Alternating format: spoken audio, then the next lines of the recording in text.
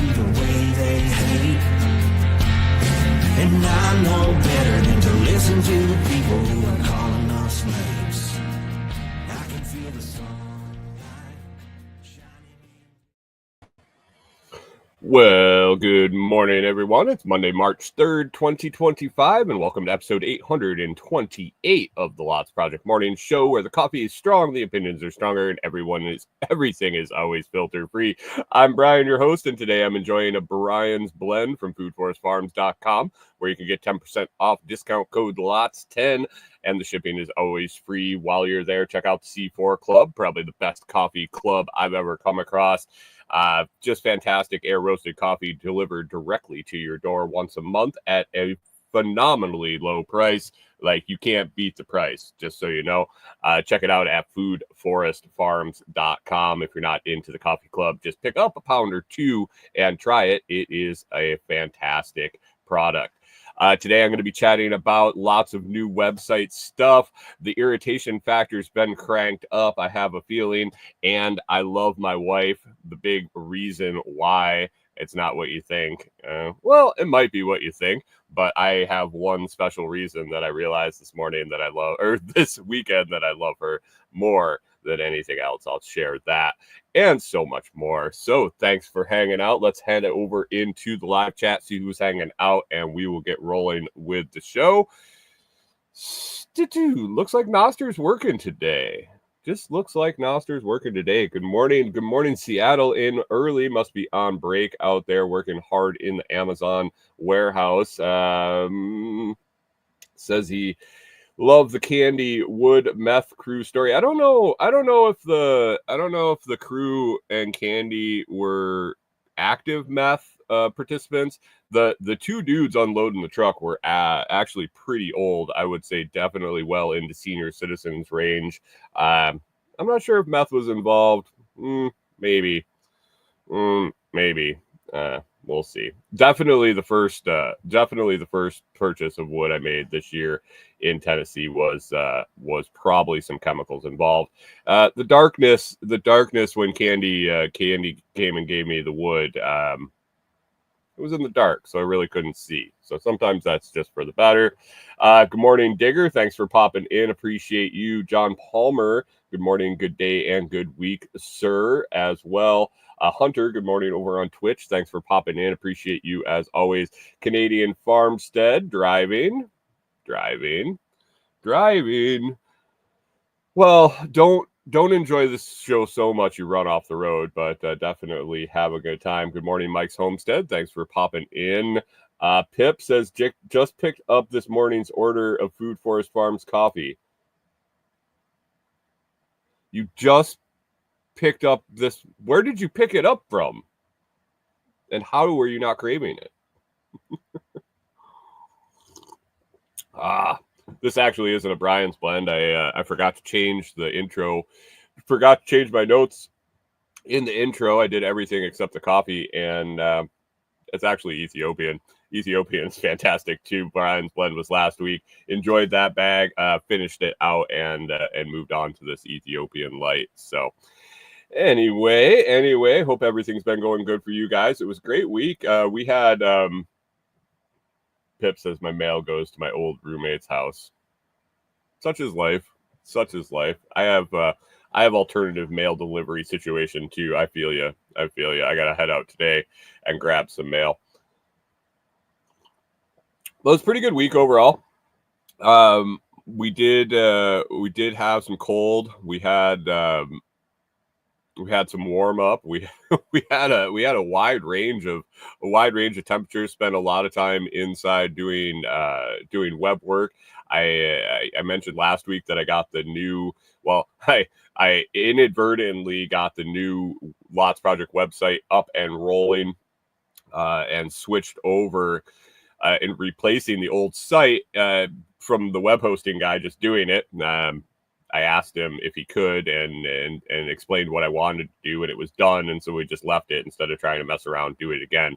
But I didn't have any blog posts ready. And that was a big thing. I wanted at least a few blog posts in each of the resource sections when it launched. that was not the case. The resource sections were built out. All the pages were there, but none of the blog posts were there. And then also there weren't any product reviews. And I was hoping to have one of those up at least one. So be it. They flipped it over, and it is what it is. So last week I decided I really wanted to pound out some blog posts, and I was hoping to do one for each section of the resource section. But I did the first one in the Bitcoin section. It's just a beginner guide to getting into Bitcoin. If you know nothing or you want to refresh or something like that. And so as I was writing that blog post, I realized that I was going to need a few other ones to link to, just because for more explanation, these are kind of really 101 level introductory information. So I wanted to be able to expand further. One example, I mentioned software wallets. I explained what software wallets were, and then I wanted a post that recommended some software wallets. So I dove into that this week and ended up getting, I think, 4 or 5 posts done. I ended up going with, I believe, 4 on the site, but got them all mass uploaded at once. Took a bunch of time doing that. I did some other stuff on the website.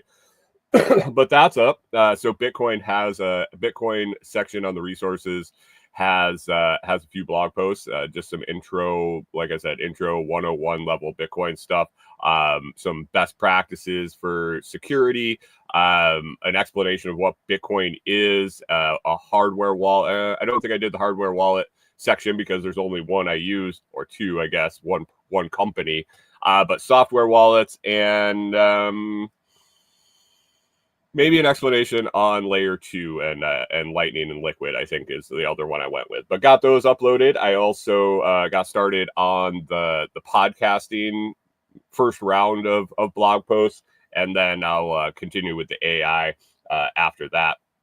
Good morning, Rachel. Rewilder Life stopping in, getting ready for work, then working on the house. Picked up some fish chowder to warm up. It's still cold. Fish chowder, huh?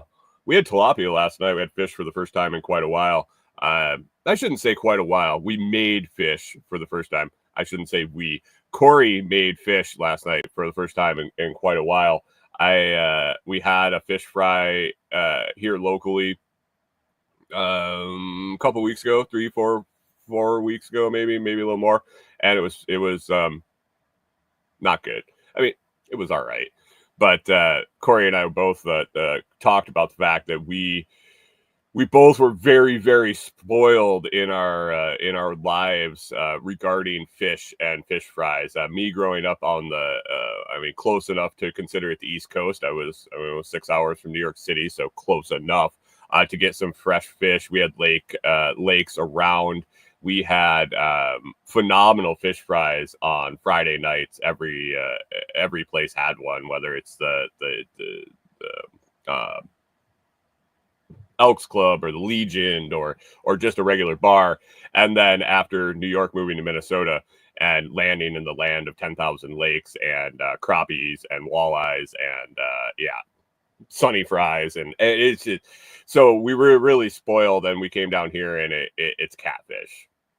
It's catfish. It was okay. And we haven't really sought it out, but the 1 or 2 places I've tried fish since we've been in Tennessee have been meh at best. Kind of like pizza. But anyway, with the website, I got those blog posts up and working on a round of podcast and then a round of AI blog posts. And so I'm excited with the progress of the site. If you haven't visited, it's right there at thelotsproject.com. Just like normal, I got sections for this show, Director Detour. I have a section for some resources, beginner resources, things that I'm interested in, that I've dove into, that I can explain and help people, guide people through, where, at least as far as I've gotten in each of those topics, which is quite a ways at this point. And then product review section and just kind of clean things up and made a complete overhaul of the site. I wasn't really happy with what I had, and this is what I wanted to go with. So there it's at.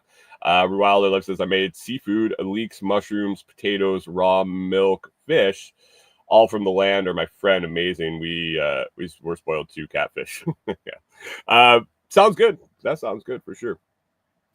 So then the next thing I wanted to tackle last week was I had been meaning to fix comfreyroots.com. I picked it up last year. I threw it together. It was mediocre at best. It was a site to get up there, hopefully to drive some traffic to with keywords, and the site was very lacking, and I wasn't very happy with it.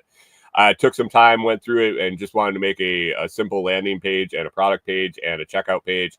And I got that accomplished this week. I sat down and pounded it out in a day.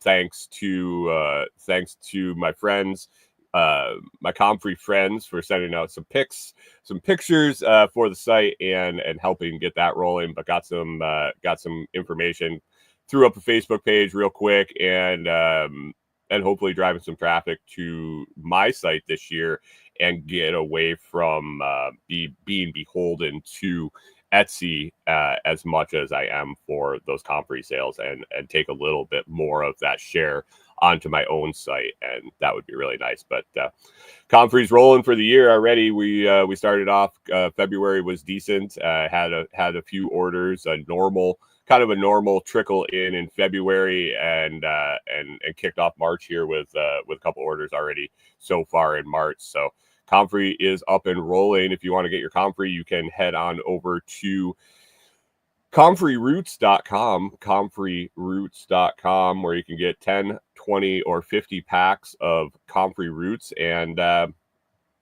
mean, I should do a morning show.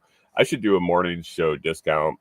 I've built discounts into that price over on the Comfrey side, on the direct sale, because I cut Etsy out of the middle, and I'm able to save the customers a little bit money there. I did a stock sale for March, but yeah, I don't know if I can get it done by next week. If you're looking to get Comfrey, be sure to be in the Telegram group. I will drop the morning show discount in the Telegram group at some point this week when I get around to figuring it out. And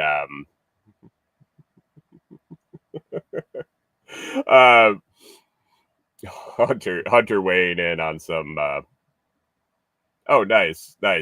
Hunter has been troubleshooting some things for me down with the Comfrey down in Texas. Texas has a tough time, and it's been known to scorch out roots, scorch out young plants. You get them started in the spring when everybody's excited about getting plants in the ground. They don't establish enough before the heat. And so Hunter and I have been doing some experimenting down there. He did some roots in Rubbermaids, and basically just abused the shit out of them. Didn't really take care of them or anything, and he said they survived. So that's good. We're always doing testing and letting people know how hardy and how hardy the plant is, and our roots in particular are pretty damn hardy. So comfreyroots.com up. Just keep an eye out over in the Telegram group for a discount code if you're looking for Comfrey, and I will be sure to. I got to put it on my notes here before I forget, but be sure to mention it next week. So Comfrey. Sorry guys, I got so much on my plate today that I will definitely forget about this. There we go. Comfreyroots.com. Excuse me. So that was last week. Basically was getting through. We got through that cold snap and just worked on web pages and blog posts and all that. This week I got a little bit more web work to do. I've been working on the Delinquent Scully website, and want to get that up and going, because we have some classes coming up here pretty quick, and I need a place to schedule them, advertise them, and get people interested in them. Carrie Brown is going to be doing a class. I believe it's in April. I have to look at my schedule, but get that up and get some people attending. That would be great. So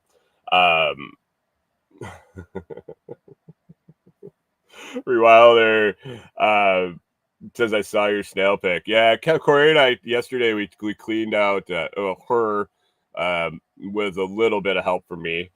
Cleaned out the big snail tank, and when we do clean out the big snail tank, we transfer all the snails into a small snail tank to hold them while we get rid of all the substrate, the bedding, and clean the poop and all of that stuff. Well, they bury themselves in there. They're all over the place. So the easiest thing to do is just to grab them all individually and put them in a little tank and hold them. And so Corey's doing that, and I was getting the hose ready and all sorts of stuff to help her out. And I come back in, and she's like, "You want to see all the snails?" And now you got to remember, this whole thing started with Corey on a dog walk and her finding one snail on the side of the road, just your common nature found land snail here in West Tennessee. She picked it up. She brought it home. I think she had it in a Tupperware to start, and sent me to the store that day. I recall it was a day I was going down to get groceries anyway. Had me go over to PetSmart, get a little habitat for it, and we quickly outgrew that. But the picture doesn't do justice how many she's collected, hatched, or otherwise over the last. It's got to be a year. Corey, do you remember when you got your first snail? She's got her headphones on this morning. I don't remember when it was. It's got to be pushing a year, if not more. I think she's up over 30. I think she's got over 30 snails in her big, large aquarium. And it amazes me. She knows them. Like, I don't think she's got names for them all, but she knows their shell patterns, their size. She's able to keep track of when she's seen them, where they've been, how long they've been missing, how long they've been buried. And it's pretty fascinating. It's pretty fascinating to me. Over the last month or two, about a month, she's really been seeing them actively breeding quite a bit. I've mentioned it in the Telegram group. We've got some pictures and things like that of them breeding, like 2 sets of snails breeding at the same time. Just it was like a big orgy in the aquarium. And when we cleaned it out, we definitely saw the results of that. There were egg pockets everywhere in the coco core, and actually a bunch of hatched out little tiny baby snails. And so we were contemplating back and forth what to do with it. And when we started up, we went down the path of looking to see if breeding them was a viable option. And we're really not. I'm not sold on it yet. There is a market for it. There's definitely a lot of research and selective breeding and possibly buying breeding stock to get specific snails that sell better, not necessarily out of nature. So it's a toss up right now. So we definitely didn't keep all the ones that would have hatched this soon, very soon, like within the next few weeks.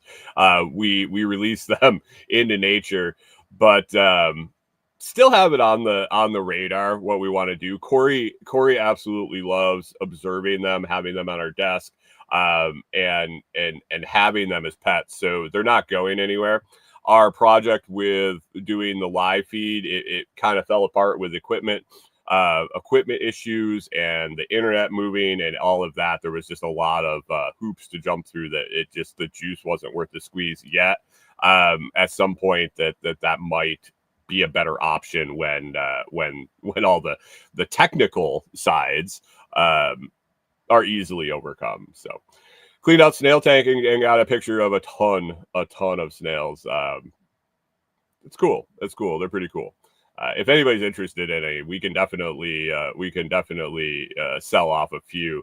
If you wanted to get started with snails, you can. We would definitely try to send you a couple and help you get set up and how to take care of them, things like that. So just reach out. You can always find me contact page through the website or on Telegram or any other social media. I'm a pretty easy to find person if you want to get a hold of me. So that was kind of that was yesterday. Oh, let me see on the list here. So one thing I had on the list is something that I pip in with a great comment. He snail mail. We would be shipping the snail mail for sure. This week I was on Facebook too much, too much for sure, but a little more than normal. I was doing some things with setting up comfryroots.com with a Facebook page. I was observing some things for out of curiosity, and I saw a post, and I think it was Michael Sparks, community member, Michael Sparks. It might have been someone else, but I'm pretty sure it was Michael Sparks. Mentioned that the algorithm on Facebook was cranked up to irritation factor. I think is how he put it, or is really slanted to be irritating him that morning. Everything he had seen was counter to his beliefs and things like that. And relatively short after that, I saw someone else kind of mention the same thing, and I had been thinking it for a while. So we're here at the beginning of March. I had felt that until I consciously was looking at it, it was in hyperdrive for the month of February. And it makes sense. It makes sense. They and whoever they is, I don't know. It doesn't matter who they is, but it seems like they took the division and irritation, which was the presidential race, which built and built and built and built and built, and then culminated in the election of the Orange Man. Love him or hate him, whatever. That was the point. You either loved him or hated him. You either voted for him or you would never vote for him ever. So he was elected. He came out guns blazing with his executive orders. February was very confrontational, I would say. And I think Facebook just cranked it up. And I don't think it was just Facebook. I think I noticed it on LinkedIn. I don't spend very much time on X at all other than posting. And that's what I told Michael is I've kind of really gone to try to just post on social media as much as I can. You do have to interact. You have to do things to make the posting worth it. Canadian Farmstead says, not my president. No shit. Is Trudeau still your guy? Like, that's something I've wondered, and I haven't had a chance to talk to you about it. Like, the guy quit, but for some reason it seems like he's still the prime minister. I don't know how that works, but anyway, it seems like the socials have cranked up that agitation algorithm. We like to poke the bear and make sure you're seeing things not necessarily. Like, I rarely see shit that my friends post, my friends or my likes or whatever. Governor Trudeau. Thanks, Hunter. Governor Trudeau.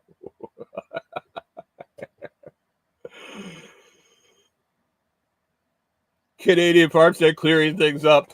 You can't resign in Canada. If you get elected prime minister, the resignation only goes into effect when the new party leader is elected. So he can't, like, so if they decide not to elect someone, he just can't, he's not allowed to quit. We love baby Castro so much. We're not replacing him, so he can't quit. Anyway, the socials, it seems like they cranked up the irritation factor. It seems like they're poking the bear. There seems like they're keeping people pissed off, and not just the people that are happy that Orange Man won, and not furthering the irritation on people that didn't support him or can't stand him or whatever. it just seems like the irritation's there, and I don't know if it's in preparation for something. Let me get my tin foil out real quick. Getting people fired up, getting people irritated seems to be a good strategy prior to enacting something. Let's say. Canadian Farm says no, they're doing their very best to find someone even worse. They're just having a tough time finding them.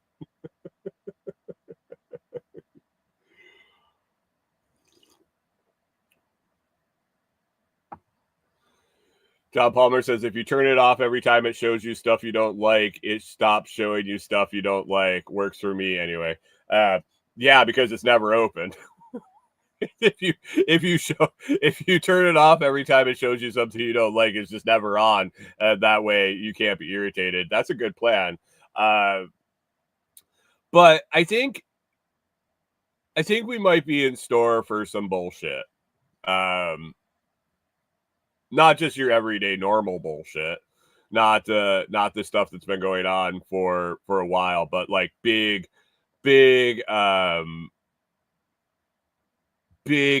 accident or big terrorist attack or big world event that we have nothing to do with here in the United States. We would never have any part of anything that happens that causes turmoil or causes things to go in a direction that maybe some people would benefit or profit from in our upper echelons.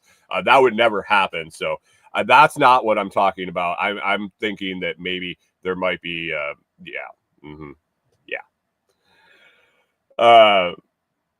Hunter says the spring uprising and the summer of love. Yeah. I don't know what it's going to be. I haven't dialed in on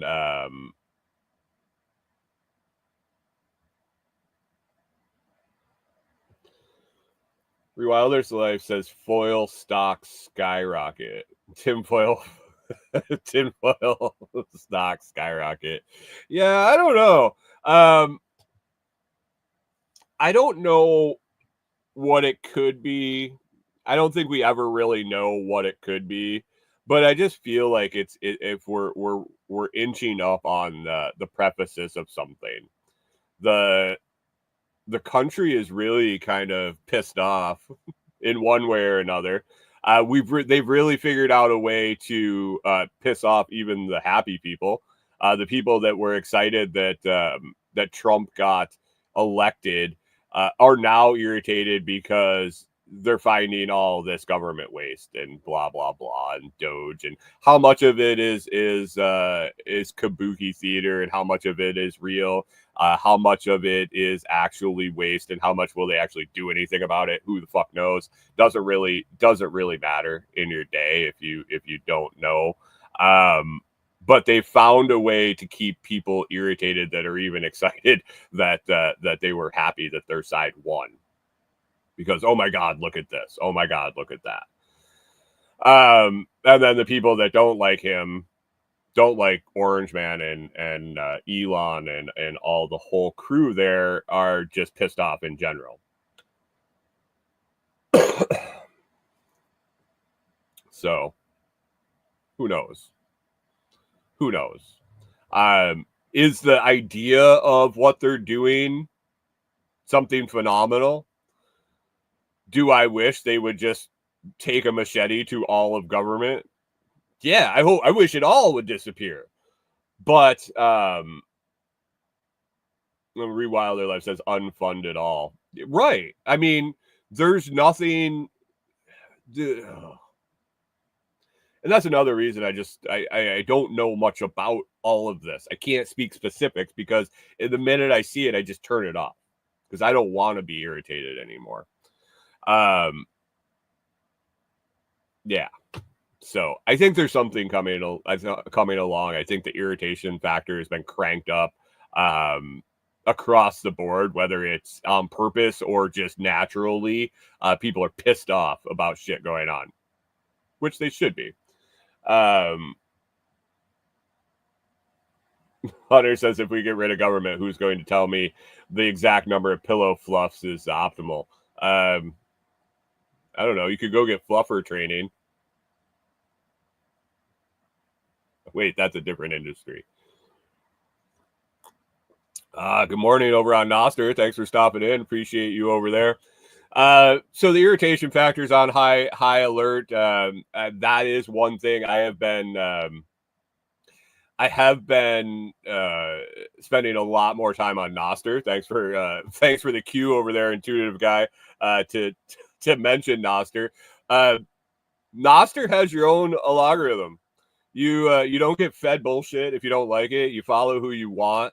Can it be an echo chamber? Yeah. Can it be? Is it a lot about Bitcoin? Yeah. Can you take some time and be conscious about the people you follow and the people in your feed and see wonderfully creative and inspiring people all the fucking time? Yes, and yes. Does anybody all of a sudden decide that they want you pissed off for the day? No. I mean, maybe somebody in your feed, but you control those people. So you control what's there. You take personal responsibility for yourself, take a little extra time, curate your feed, follow the people you want. And it's fantastic. So definitely been spending more time on Noster, really trying to make that transition. And if I didn't have the footprint on the legacy social medias and feel as though I was doing myself a disservice by not utilizing those to get eyeballs on my stuff I'm doing, I would cut and run there. And it might get to a point where it just needs to happen. I would love to be Noster only. I just can't. I can't convince myself that it makes sense at this point. Chris Dixon says it's the same everywhere. You are the algorithm. I mean, you are in the be all and end all. You can just click out of things. I don't know if that statement's true on a platform level on Facebook. I can just remember it isn't necessarily about being irritated and pissed off. I've shared multiple times on this show where Facebook would get me in a loop that made no sense whatsoever. How about the Arnold Schwarzenegger bullshit where they were showing me him in 1972 in the 90s, in his movies, in his bodybuilding days, this, that, and the other thing. For weeks, they showed me shit about Arnold Schwarzenegger. I could give two living shits about the guy. I clicked out of them. I did the things. It's going to do what it wants. But yes, Chris is technically right. You are the algorithm by shutting the fucking app, like John Palmer said too. That you can just close it. You can close it when you see stuff you don't like. Noster, at least I have the control. Facebook doesn't necessarily show me. They rarely, I should say, less than normal. They show you the things that you've chosen, and that's the thing. Noster, I choose. I say I want to follow intuitive guy. Thanks for the zap, by the way, over there. I appreciate you. And he says, indeed, I'm the only algorithm. Yes, sir. Yes, sir. Yes, sir. I choose to follow intuitive guy. And I see him in my feed, as opposed to Facebook, where I choose to follow Chris Dixon on Facebook. And the only way I can see Chris Dixon shit on Facebook is if I go to his page. Facebook will tease it here and there, but inside, above his post and below his post, it is 16 things that I didn't want to follow. I have no interest in. I didn't choose to see. I didn't want to see. And if I say see less of this, they just show me other bullshit. So that's the difference, I think. That's the difference. It is what it is. It is what it is. But beyond, it really culminated yesterday when I was looking for some stuff on there. I was checking on some insights on some of the Comfrey Roots posts, and I as I'm scrolling by, I have a local internet radio station that I follow on there. It was it's to get the local news, basically. But they are definitely hardcore righties, like the majority of the folks around here. Trumpet up, Trumpsters, trumpets, whatever the fuck you call them, orange gorilla men, I don't know. It runs deep here. And so they were pumping the weather, scaring people about the weather. That's another thing that's been on hyperdrive here. Like they're posting things that say, in a week, we might have a slight chance for inclement weather. Get ready for tornadoes. And the maps they're showing are from projections from a week and a half away that say slight risk, medium risk, possibly high risk, and big swaths of potential areas that there might be inclement weather. And I'm like, okay, so you're just poking, you're fueling the anxiety there. But those have been rolling in for a little while. And yesterday I posted it in the Telegram group, but one really caught my attention yesterday. And it was for this upcoming week. And it was a threat for some severe thunderstorms. And it said, oh, I gotta pull it up because I don't want to mess up the wording. It was too good. It had a second update and day 3 outlook is the title, and it said damaging winds main threat Tuesday night during Trump's speech.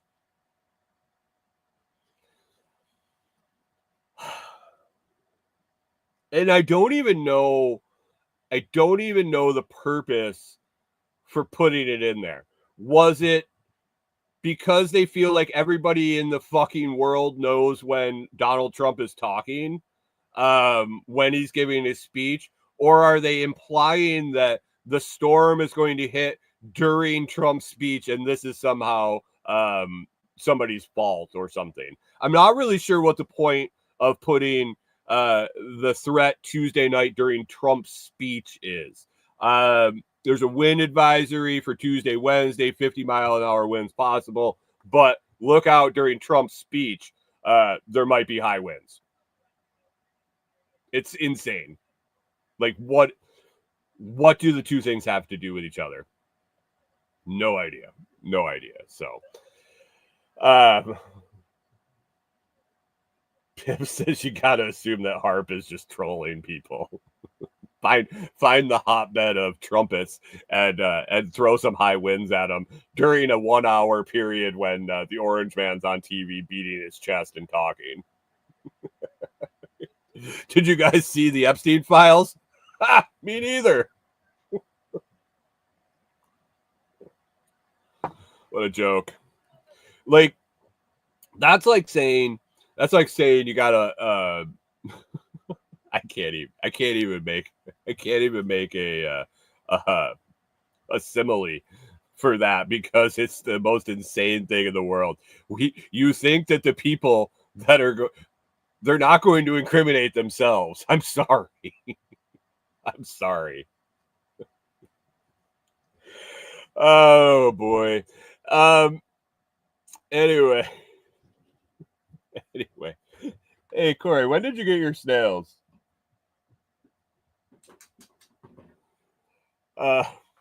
So I'm sorry guys. I lost it for a second there. Anyway, another thing on the list I had to talk about. Get off social media. That was it. Get off it. Just stop. Stop being irritated. If you're on social media, take it with a grain of salt. Get somewhere where you're not being agitated or irritated. A lot of people in this audience definitely just roll with it and poke the bear and make fun of it. But even that you're consuming your time with nonsense. And I can't say that this is like the pot calling the kettle black, because I do it all the time too. Real Life says we have TDS. That I think that's a diagnosed disease now, the Trump derangement syndrome. Real Life has brought to the forefront the TSS. This might be a new diagnosis in the wheelhouse coming up. But we have TSS, Trump Savior Syndrome. So we have a population that 46% are suffering from TDS, and 48% are suffering from TSS, and then we got the 6% going. They all fucking suck. I don't know. Anyway, if you need help getting on Nostr, if you signed up for Nostr, you still have your private keys, you still have your public key, your pub key, or your NPub, you know what you're doing. Definitely spend some more time over there. Intentionally take time away from legacy social media and spend it on Nostr. Search some things like introductions, hashtags. Search some hashtags like introductions or grow Nostr, things like that. Find some cool posts. Find some interesting people. Click on their profile. Check. Oh yeah, Chris Dixon. I'll mention that too. But go look at their profile.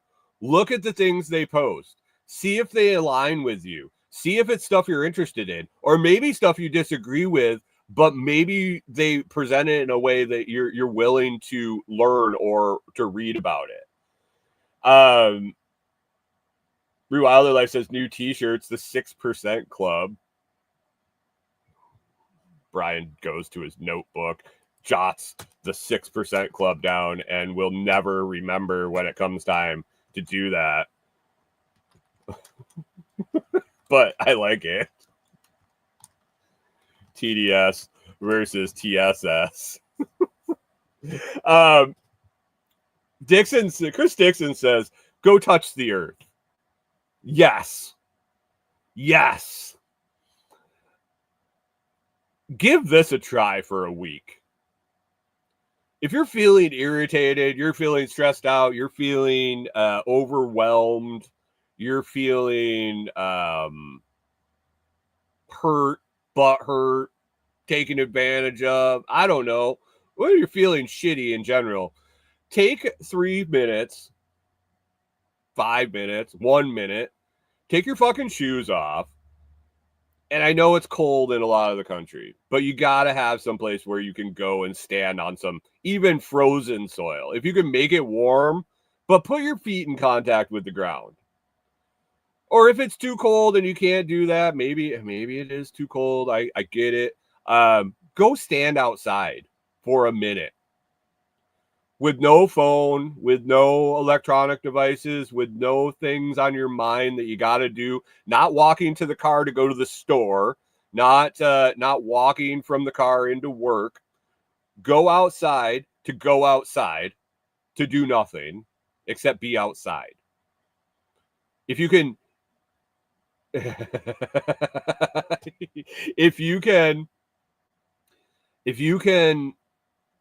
get in contact with the ground, even better. But just be outside with no other reason but to be outside. Rewild Life says, I just want feet pics. And she says, rewild your life. Rewild your life. Just get the fuck outside. Yeah, rewild. I mean, if you can rewild, if you can go back to wilderness, that'd be fantastic. But Chris Dixon nailed it. Go outside and touch the earth. And I'll even stop short of that. Just go outside and look around.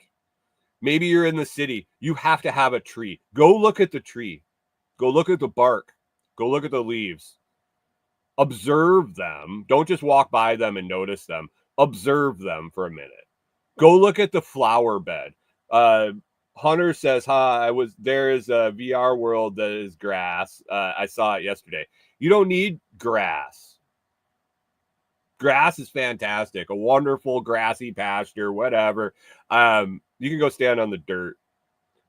Go look at nature. Find something in nature to look at, and it'll fascinate you when you start thinking about it. When you look at those ants and you figure out what they're doing, when you look at the snails and realize that they have a place in the earth beyond in my wife's aquarium in there, that they have stuff that they do. There are things like those weird hammerhead worms that we find around here that I don't think have any purpose whatsoever as an invasive species. But go look at something. Right now, people are talking about tapping trees. Go outside and look at a tree and contemplate tapping a tree and the sap and how that works. Take a minute to think about nature, and it'll take your mind off all the bullshit for just a minute. Corey has herself surrounded by nature as much as she can when she works, and I think it helps. I hope it helps with her bird feeders, with her snails, with her dogs, with her windows open.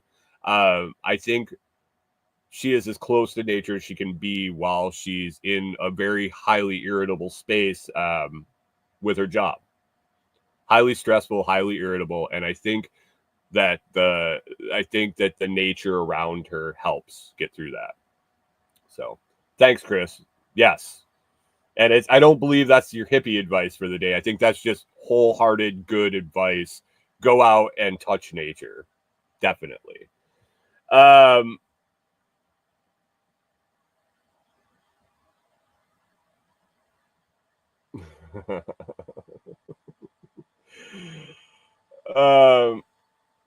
Pip says, considering the UAW is more blue leaning, a lot of the parts delivery cages have pro Orange Man writing. Yeah. Chris Dixon says, then she gets to hear you all wound up talking to us. Just for one and a half hours once a week now.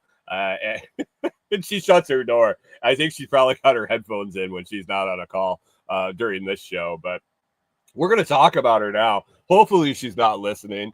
But, man, I realized how much I love my wife over the last few days. Good morning, Corey. Everybody says hello, and they're sorry that you have to deal with my irritations. But I realized there was something that I love about my wife that people would probably take the wrong way. My wife is clueless. I'll tell you that on certain things. She's very, very intelligent. She's very intelligent. On some things, she's clueless, and I think it's absolutely fantastic. I wish that I could be as blind to things going on in society as Corey. And for a long time, I mean, for a long time, when we first met, she's like, I don't give a shit about any of that. And I was like, yeah, right. Nah, yeah, everybody says that, but they know a little bit about something. Over the years, she's proven to me that she does not give a shit about anything. Politics, popular culture, society, nothing. Doesn't give two flying shits. Doesn't pay attention to it. I didn't think it was possible. But I got a couple examples. I got a couple of examples that have just been kind of kicking around in my brain, and then a couple of from this weekend that put it over the top and made me put it on this list. And this is nothing but praise for my wife. I will 100% hope no one takes it the wrong way, especially her.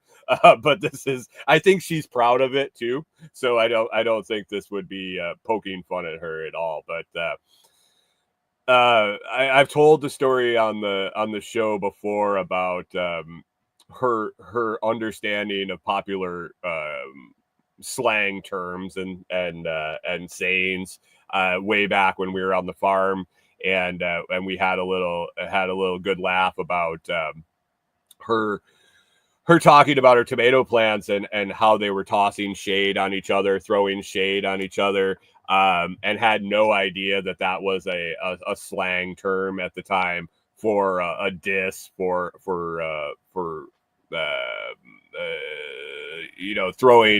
throwing shit at somebody, making fun of them, whatever, throwing shade. Had no clue, had never heard it when she said it, and I laughed. She had no clue what was going on. I thought that was fantastic. It meant to me that she had totally been out of the loop of any a popular culture discussion or anything like that. The other day when we were at the laundromat, I believe we were at the laundromat, we were sitting talking, and I said something about DEI. Now, DEI has been in the news pretty hot and heavy for, I mean, at least since Trump's been elected, but over the last 4 years, that's been the focus of the whole, the left movement is DEI. Do you guys know what DEI is? Have you heard of it? Have you heard it mentioned? Do you have any clue? Have you at least heard of it? Not my wife. No clue. Says to me, what? What's that? And I just smiled. And I think to myself, how different would the processes in my brain be if I had been isolated enough to not know what DEI is?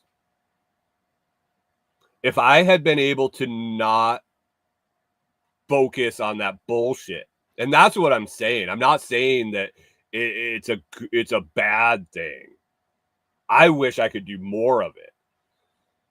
But to be able to go over the last 4.5 years and not have DEI stuffed into your brain enough that you know what it is, to be able to ignore it,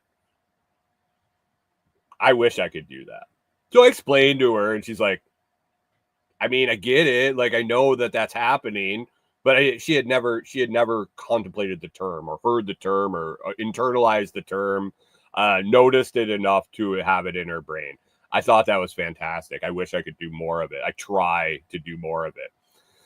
And then the other thing this weekend that made me realize how much I love her, and from the start, she's just told me, she's like, I trust you to let me know if something's going sideways in the world, because I don't pay attention to the news, to nothing. And I'm like, yeah, right. She definitely doesn't pay attention to celebrities, and I've gotten better at that.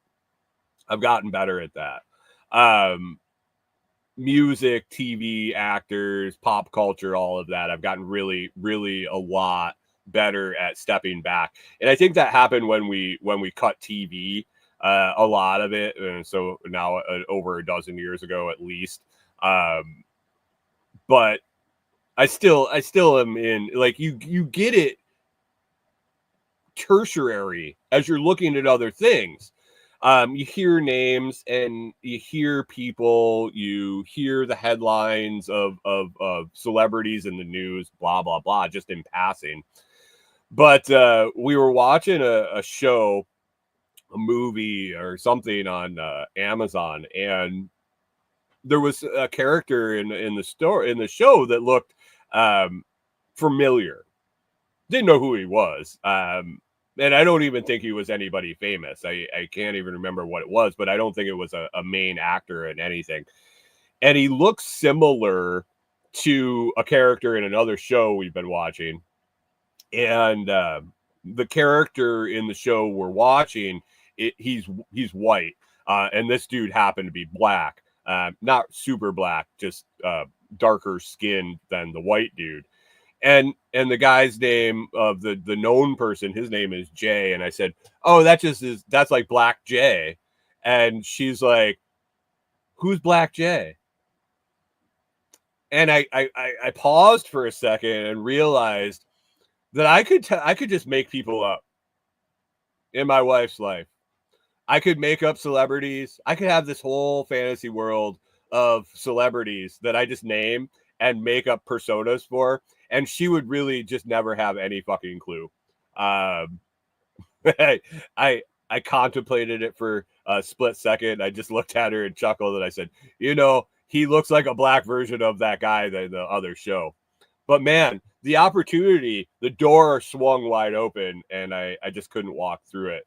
But no idea, and would completely trust me, and the fact that I've earned that trust, and I can't break it at this point. Chris Dixon says that's what I do with the voices in my head. Real Wilder Life says I'm with her. I think if more people were, the world would be a better place. I feel like my wife is in the 80s when she was born and grew up, in the late 80s. She's not that old. Where we didn't have, like, if you didn't turn on TV in the evening, there was no really contact with the outside world.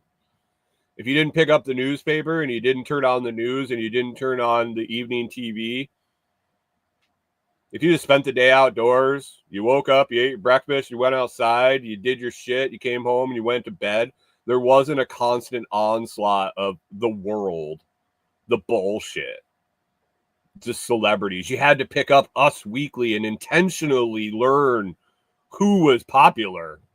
You had to intentionally buy a magazine to let society tell you what you should care about. Not anymore. But my wife is still there. Wilder Life says it was amazing growing up then. I agree. It also was I think there was a prefaces there where we melded, we kind of overlapped the pre data onslaught and the post.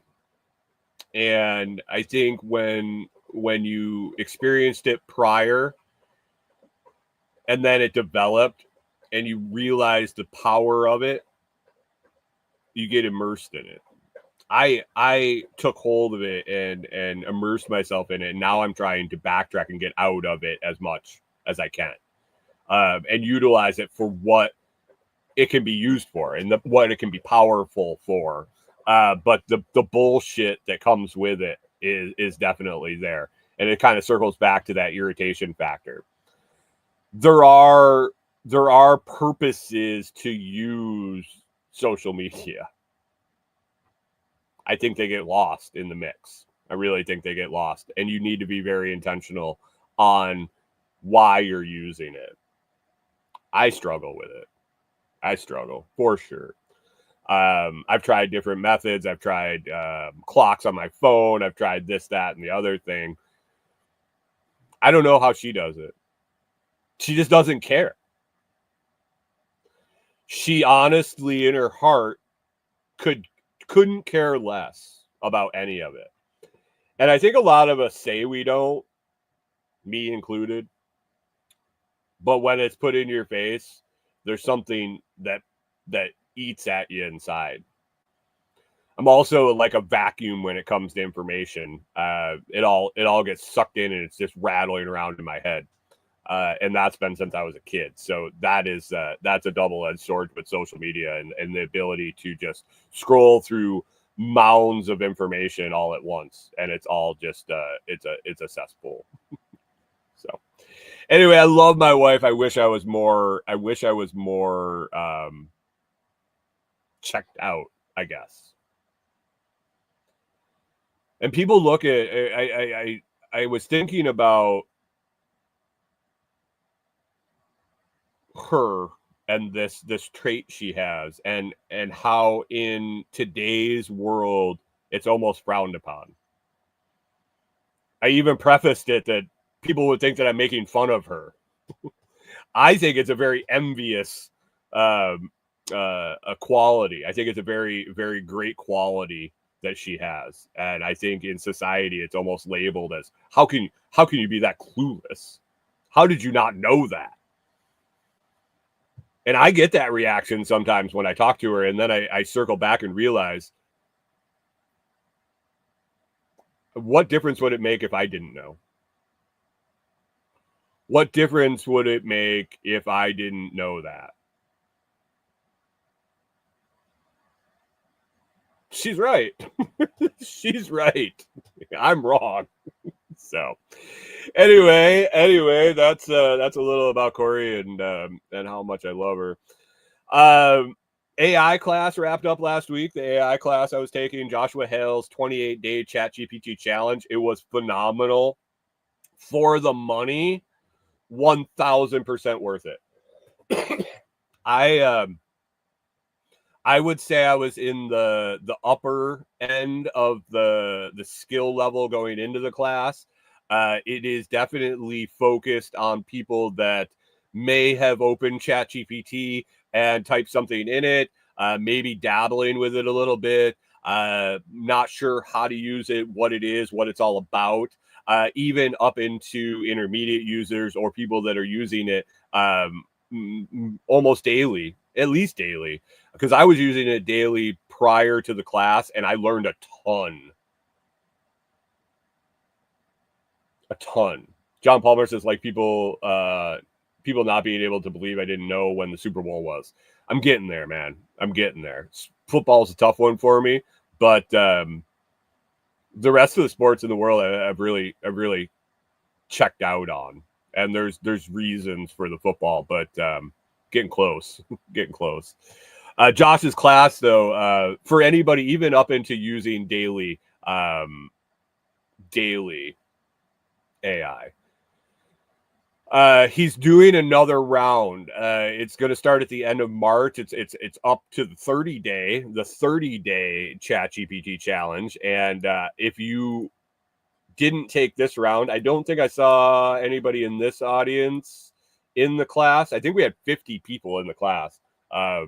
Great turnout. Maybe it was 30 to 50, somewhere in there. There were some late stragglers that popped in. I'm going to put the link, my affiliate link to Josh's class in the video description, in the comments, and then it will be in the episode description, audio and video. I'll get that in there if you want to check it out. But that is going to be starting at the end of March. 100% recommend taking it. You will get more out of it than your money's worth in the first couple days.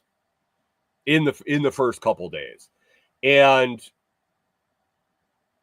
more than likely, if you really think about it and you really put an effort into the class, you're probably going to be able to make back the money that you spent on the class from the information you're going to get in the class. And I think that's the end goal of anything, is to make it pay for itself. This one's worth it. Starts at the end of March. If you want to check it out, get signed up now, so you don't forget. I will be mentioning it. I'll probably mention it every week and just a little blurb, but I can't recommend it more. Joshua's doing amazing things, teaching people on how to use AI, the basics, the building blocks, and then even beyond. He's got a catalog of courses that you can check out, but this beginner one is absolutely great. Rewilder Life says, are you using Grok at all? Right now, I'm basically, because I was doing the monthly February challenge, I was really hyper focused on ChatGPT. I trialed the pro version to see its capabilities versus the cost. I use Claude a little bit still, and I've branched out on some image generation stuff because ChatGPT's image generation just isn't quite there yet. So Grog, no. I know some other people using different services. I know Good Morning Seattle, they're using Grok 3. Yeah, your preference, man. I have a month's worth of data loaded into ChatGPT, and I'm guessing my ChatGPT LMM, my instance is 1,000% different than yours, and their update is coming this week. They're in a race. It's just a matter of who releases first and second. It's all with it. Pip says, sooner or later, I want to see if AI could help me organize the parts warehouse better on the list. Yes, it can. I'll give you a little thing that that I did with ChatGPT, an exercise that we learned in the class, and I didn't know that it had this capability. So you literally can open your refrigerator and snap a picture, not make a list, not like go to your fridge and open it up and write a list and say, I have these ingredients and make me a recipe. Like legit open your pantry, open your refrigerator, and if there's labeled items in your refrigerator, take a picture and say, this is my ingredients, make me a meal for tonight.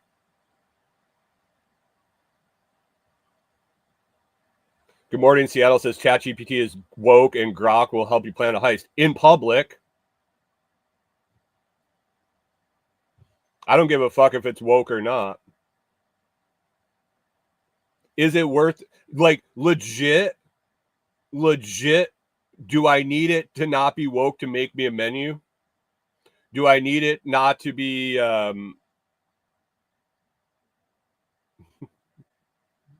right, I'm gonna have to mute you, dude, because you can run yeah, whatever. It is what it is. It's a tool. It's a tool. That's all it is. Is it worth the money? Yes, 100%. 100%. When you know how to use it. When you know how to use it.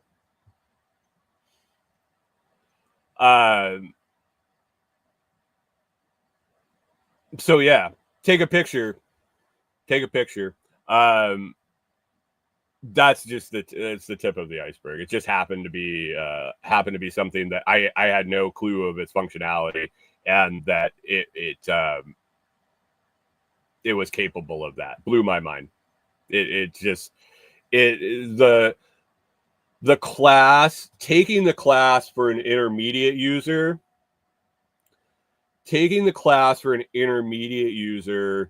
I think is more about the ideas, the what else could I use it for? I have the understanding of how to write a prompt. How can my prompts be better? How can I write a prompt to instruct the AI? And the things you're going to learn on chat in Joshua's class can be used across the board. It's not just for chat. We use ChatGPT for the class. You have to choose a platform to instruct on. The ideas and concepts can be applied to almost any LMM model. You can go use it on Gronk. You could use it on Claude. Actually, we have there's suggestions in the class. Rue Wildlife says I can see using both, like Costco and Sam's. Yeah. I had at one point during the class, I had ChatGPT teach me how to use Google Sheets, to use script in Google Sheets to daily pull me articles, summarize them for me, and read me the summaries for whatever topic I want. I can feed it sources. I can feed it general instructions to check XYZ news feeds. I can do whatever. And every morning it triggers and it says, hey, AI, ChatGPT, or whoever you want, go fetch me this. And when I come and open the sheet, I want to be able to click a link and you read it to me. It's all about it. It's a butler. It's an assistant. And yes, using multiples. Like right now, the image creation on some services that are based on image creation, that's what they're trying to do. Is they're far ahead. I'll get there. We're so early in this. that it's all coming. It's in everything you're already using. Mike Somstead says DeepSeek is pretty good if you aren't asking about North Korea, Tiananmen Square, etc. Yeah, I mean, it is what it is. Understand that everything that you put into any one of these, unless it's self-hosted on your own drive, on your own server, is public. It's using your information. You're not changing it. I mean, you are in a slight 1% of 1% of 1% of 1% instance. More than anything, you're just profiling yourself. And we kind of we prove that. I don't know if it was intentional or unintentionally at the end of our course. The last couple prompts, I think it was 3 days of prompts that we did in the class, basically took the combination of the month's worth of work that we did and told you use that gathered information that you didn't tell it to remember. Did some personal exploration. From the things I discussed with you, what would you say my 3 biggest strengths are? What are my weaknesses? Identify this, that, the other thing. And the amount of information that it gathered just by using it is A, scary, but 2, very impressive to me. Especially going further and running your own model. It's all a skill. A woodworker can use it. It really comes down to the different platforms. OpenAI versus Grok versus DeepSeek versus Claude, Anthropic, or whatever made Claude. It very, very, very much reminds me of yellow versus black, or yellow versus red, excuse me. DeWalt versus Milwaukee versus Makita versus Ryobi and Rigid. They're all, you know what? They'll all fucking drill a hole. They'll all screw in a screw. They'll all cut a piece of wood. You're going to have your preference. I'm going to use whatever fucking works, whatever I can get my hands on, and whatever makes sense in that situation. But guess what? They're all going to work to drill a hole. Some might be a little faster. Some might last a little longer. Some might be a little more torque. Some might be better with a dull drill bit, and some might be better with a sharp drill bit. But they're all going to drill a fucking hole. They're all tools. And the operator is what? The operator of the tool and the knowledge of how to use it is the deciding factor. Can argue all day about who's collecting what's going on with the data, where their data sources are, what the parameters they put in. But guess what? Unless you know how to use it, it doesn't fucking matter. It won't matter. So learn how to use it. And that knowledge is transferable amongst all the different platforms. The knowledge of how it works and how to use it. In the end, we could sit here and argue about DeWalt versus Milwaukee, but they both drill a hole. So AI, yeah, check out the class. I would be if you don't, I mean, you decide. John Palmer says, are you the operator or the dull drill bit? Both in some cases. I highly suggest it if you're interested in AI. If you've started down the AI path and don't feel like it's worth using, there is the ideal person to take Joshua's class. If you've used AI and you're like, meh, that's nothing special. If you've said that, you need to take the class. If you are interested in learning about it, class will be fantastic for you. If you've already used it, you understand the power of it, you want to harness it more, class will be effective for that. But if you've sat there and said, meh, it's okay, What's the big deal? I don't get it. Take 30 days and learn. Literally in the morning, 8:00 in the morning, 8 Central, we got a prompt sent to us in a Signal chat. You did the prompt, and then we had a group chat where we could discuss our results, questions, problems, issues, insights. And it was fantastic. Couple minutes a day. Blow your mind. It'll just blow your mind. So just my 2 cents. Learn how to use it. It'll play out. The big winners will come to the top. I'm hopefully want to learn how to run my own in the end.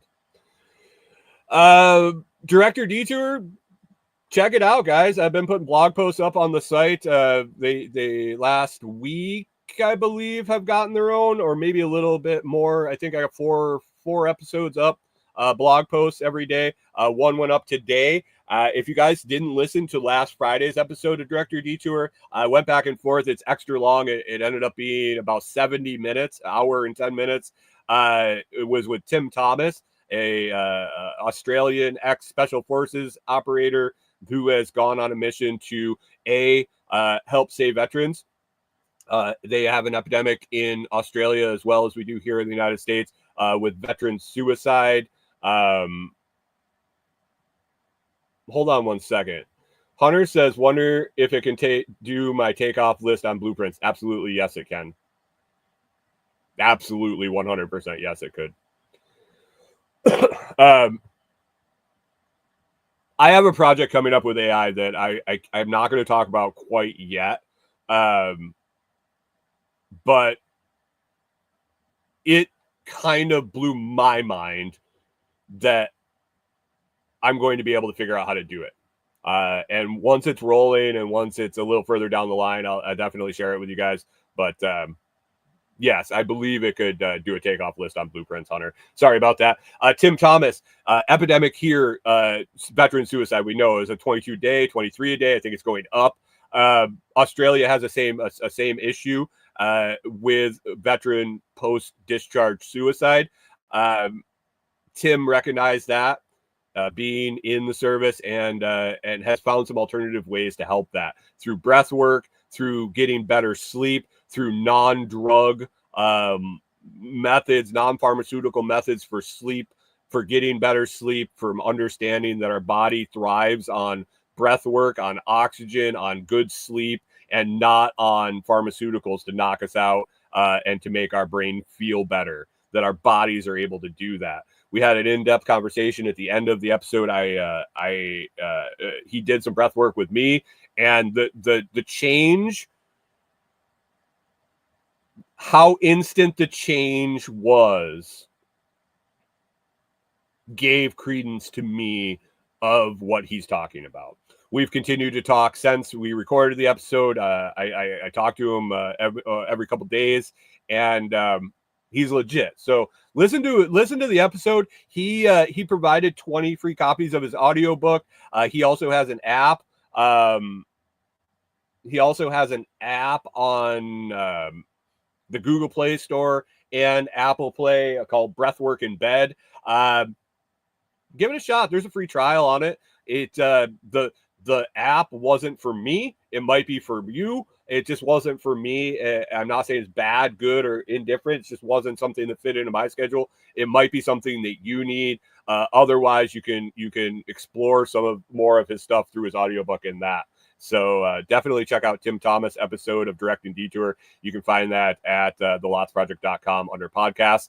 And this week coming up, this morning, Eric Burns, chat with Eric Burns was released. He's right now he's a real estate investor, but used to be a firefighter and all sorts of things. Had a great conversation with him. And then Adam Torres and Mark Schmidt, two other great conversations I had, will be releasing on Wednesday and Thursday. You can follow that on any of your podcast players, or head on over, like I said, to thelotsproject.com and check out Director Detour in the podcast listings. Rewilder Life says taxes. I don't know if I would trust AI quite yet to do my taxes. I do believe you could probably utilize it greatly in tax preparation or day-to-day accounting. I think that you're probably going to want to, that might be something I would want on my own server. So I don't know. I don't know if I would suggest throwing your W-2s into AI. Actually, don't do that. Don't do that.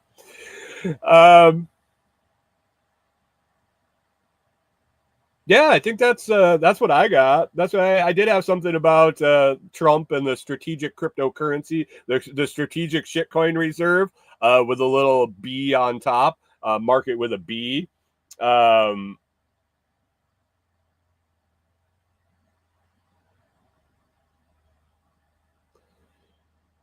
Good morning. Seattle says a mortgage amortization. I asked it to do. I just knew what the number should have been at the end, and when I asked to recalculate it, discovered the right answer. Yeah, you have to remember that it's dumb. Rewildly Life says finding deductions was more what I asked it to do. If you can have it focus in on the tax code, I haven't gone this route, so this is just pondering and guessing. But I believe if you could use the tax code as a reference source and instruct it to get creative, probably. You might have to define risk tolerances and things like that, maybe. That's an interesting thing. An interesting. I have to think on that, Rachel. I appreciate that you bringing that up. I might have to have a discussion with Joshua about it and see what his feedback are initially. But I feel like that that could definitely be a thing if you crafted the right prompt, or you worked with a specific project enough. I think you could probably get pretty good at finding deductions. Never really went down that path, but yeah, for sure. Strategic shitcoin reserve, I'll probably hold off on that. I didn't really dive into it much. I saw it announced yesterday afternoon, and then the pump of Bitcoin along with all the other cryptos, because Orange Man says they're going to do something with it. Okay.